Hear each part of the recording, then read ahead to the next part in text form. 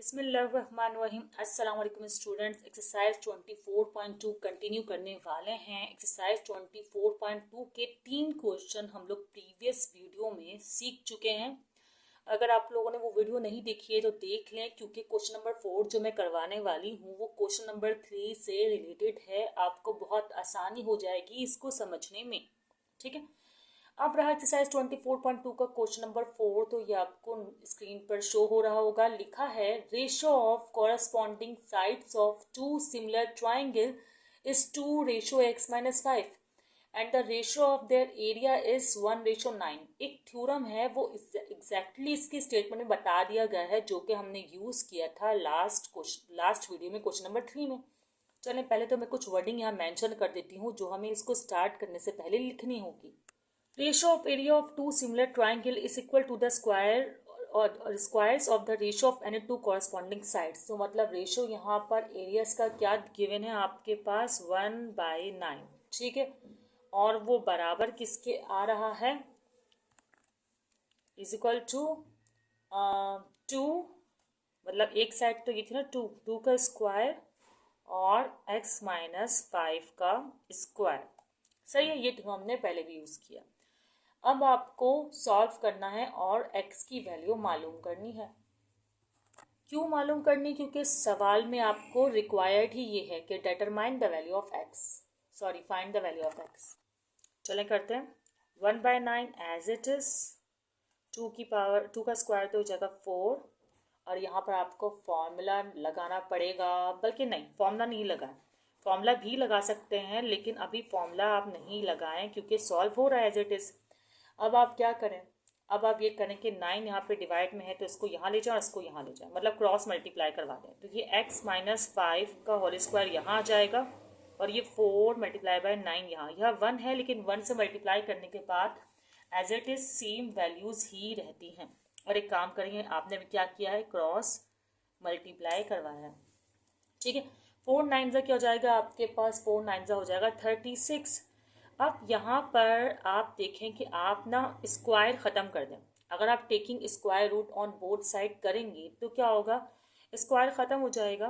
तो क्या होगा, x-5 इज इक्वल टू 36, ये आंसर आएगा। ये 5 मैंने कैसा बनाया है, खैर अब ये माइनस का 5, अच्छा 36 नहीं, आपने तो वो कर लिया ना स्क्वायर रूट, तो वैल्यू हो जाएगी 6, सिर्फ 6 आएगा, ठीक है। तो मैं इसको हाइड कर दूंगी, फिलहाल अभी कट कर दूँ, ठीक है।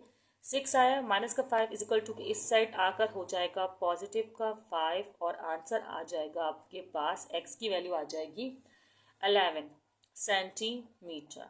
सही है, मैंने यहाँ लिख भी दिया taking square root on both side, और मैं यहाँ स्क्वायर रूट बना भी रही हूँ जिससे स्क्वायर से तो ये कैंसिल हो जाएगा और हमारे पास ये आंसर आ जाएगा। अच्छा, यहाँ यूनिट मेजरमेंट तो नहीं है कि सेंटीमीटर में ही है या नहीं है, लेकिन आप लोग यहाँ सेंटीमीटर ही लिख लें, ओके।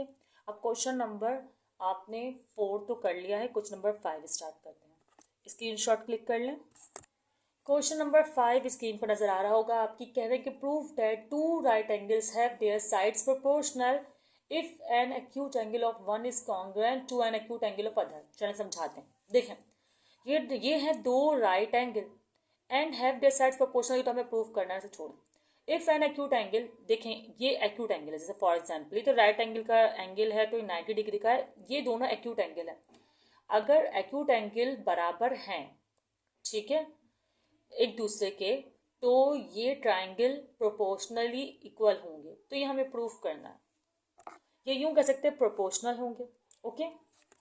अगर बात समझ नहीं आई है तो भी परेशान ना हो, अभी हम क्वेश्चन करेंगे तो बात समझ में आ जाएगी। क्या पता मैं सही तरीके से ना समझा पाई हूँ।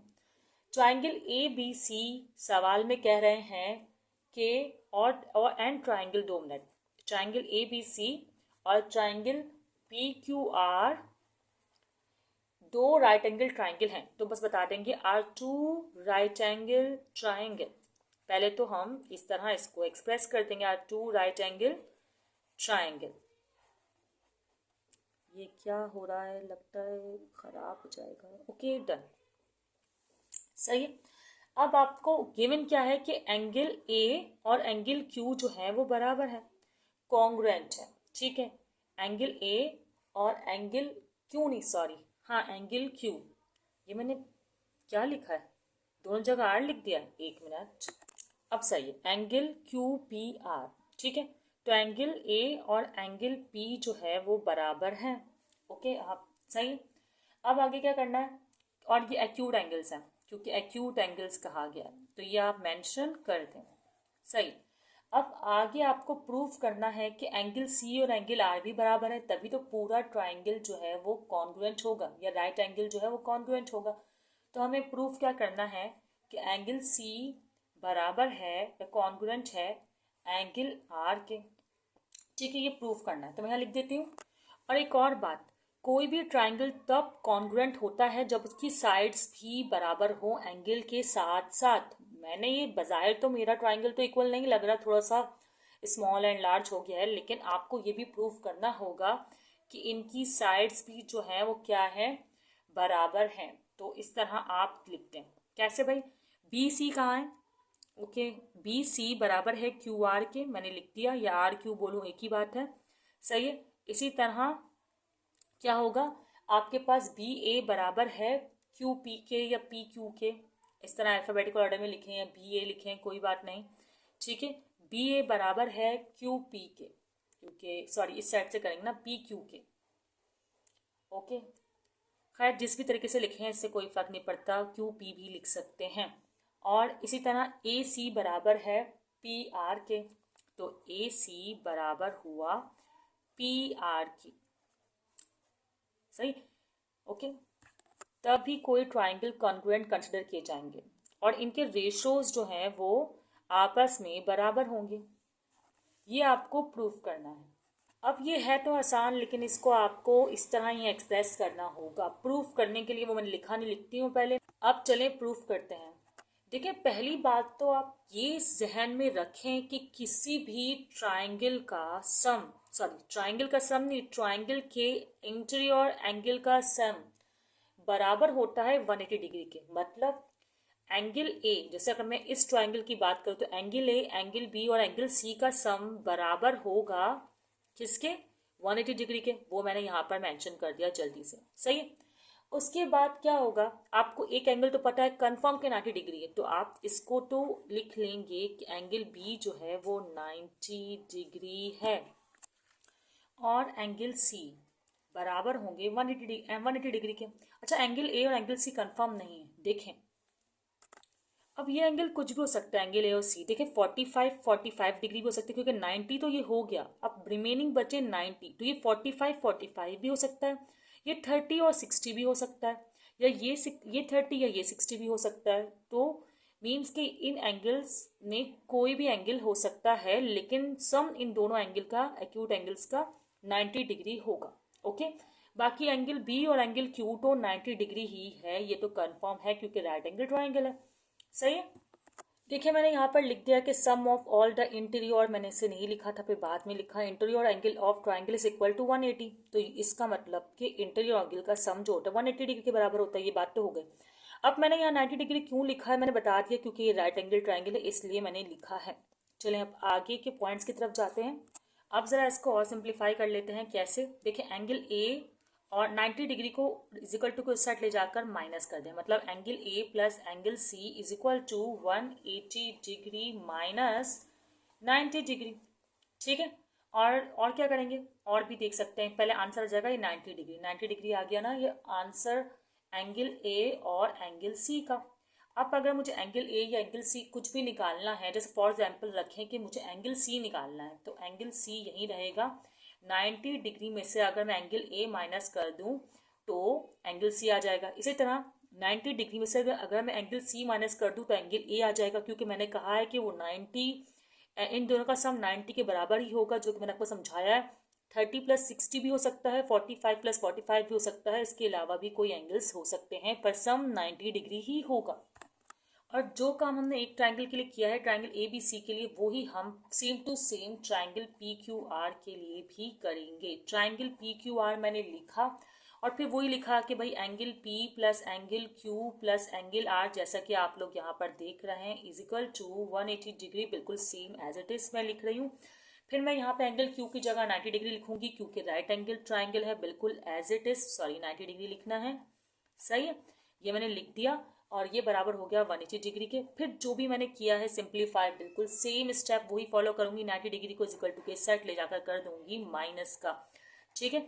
तो ये क्या हो जाएगा 180 डिग्री माइनस 90 डिग्री, तो वैल्यू क्या आएगी आपके पास, आपके पास वैल्यू आएगी angle P plus angle R is equal to 90 degree. मतलब एंगल P और एंगल R का सम 90 डिग्री होगा, जैसा कि मैंने ट्राइंगल ABC के लिए बात की थी, बिल्कुल वही बात कर रही हूँ, बस समझें इसका नेम चेंज है।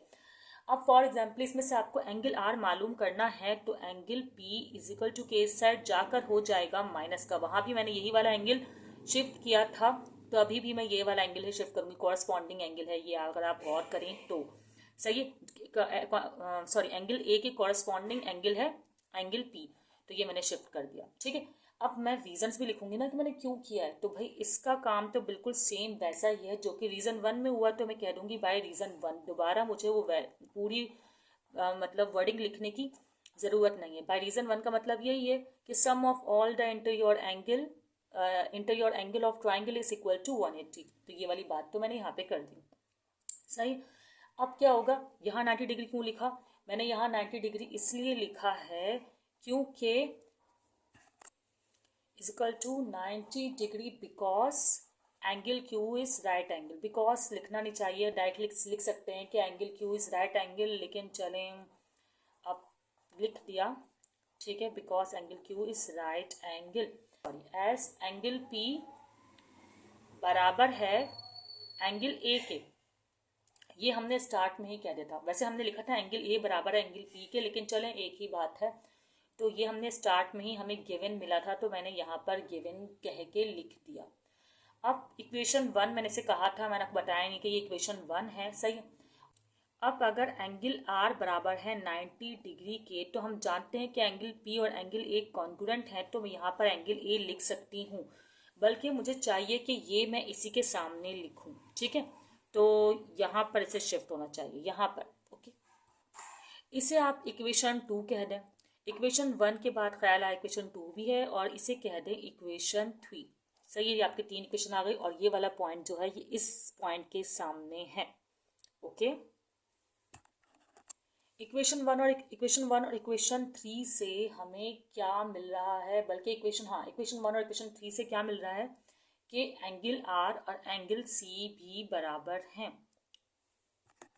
क्यों, क्योंकि देखें इसकी ये वाली साइड और इसकी ये वाली साइड बराबर है, मतलब राइट हैंड साइड बराबर है, तो that's mean left hand side भी क्या हुई, बराबर हुई। तो मैं यहाँ पर लिख देती हूँ कि एंगल R बराबर है एंगल C के, सही है। क्यों, कैसे लिखा मैंने, फ्रॉम इक्वेशन 1 एंड इक्वेशन 3, इन दोनों इक्वेशन का यूज करके मैंने इन दोनों को बराबर लिखा है। अब अगर ये दोनों बराबर हैं, तो इसका मतलब कि इनकी साइड्स के रेशो भी क्या हुए, बराबर हुए। क्यों बराबर हुए इसको बताती हूँ, पहले मैं लिख लेती हूँ कौन सा थ्योरम अप्लाई हो रहा है, कौन सी कंडीशन अप्लाई हो रही है कि ये लोग बराबर होंगे। तो पहले मैं आपको लिख कर बता दूँ कि ये साइड्स के रेशोज भी जो है वो बराबर हैं, कॉरेस्पॉन्डिंग साइड्स के रेशो, सॉरी। क्यों, by proportional theorem of and congruency of triangles, triangle congruent हैं, इस वजह से प्रोपोर्शनल थ्योरम कहता है कि ये साइड्स भी क्या हुई, बराबर हुई। तो मैं यहाँ लिख लेती हूँ, तो मैंने यहाँ लिख दिया है by proportional theorem and congruency of triangle the sides और ऑल्सो इक्वल। इसको पॉइंट 3 कह देना सही रहेगा या नहीं रहेगा, आप लोग चाहे तो पॉइंट 3 कह सकते हैं, अदरवाइज ऐसे भी डायरेक्टली लिख सकते हैं। इस थ्योरम के तो स्क्रीनशॉट्स लाजमी लीजिएगा क्योंकि थोड़ा कंफ्यूजिंग है ये क्वेश्चन, नहीं सॉरी इजी है, लेकिन इसको आपको लिखना और रिप्रेजेंट करना आना चाहिए।